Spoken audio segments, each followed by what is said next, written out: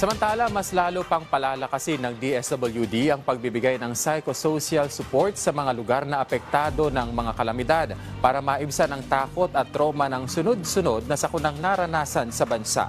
Yan ang ulat ni Denise Osorio, live. Denise.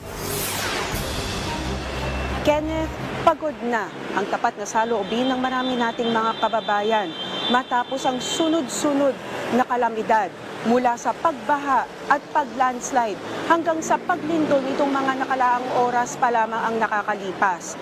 Ayon sa Department of Social Welfare and Development, malinaw na nararamdaman na ng maraming mga Pilipino ang disaster fatigue, ang labis na pagod, takot at pangamba dahil sa paulit-ulit na kalamidad.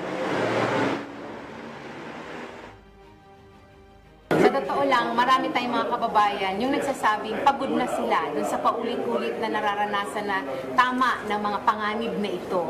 No, sa katulad ng lindol, dahil nga ang Pilipinas ay nasa Pacific Ring of Fire, talagang araw-araw halos nakakaranas tayo ng lindol. At marami sa ating mga kababayan nangangamba na.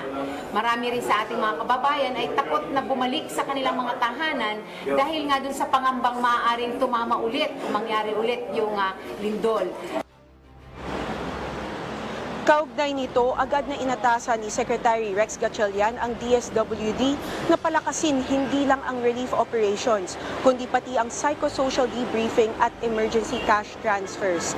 Layunin nitong tulungan ang mga naapektuhan na iproseso ang trauma at maibalik ang dignidad habang unti-unting bumabangon mula sa sakuna.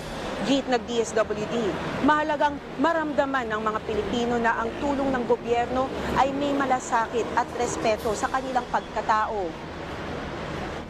Kailangan tiyakin na ang karapatan ng ating mga kababayan ay maibigay namin. Dignified ang dapat mabigay namin pagseserbisyo sa kanila.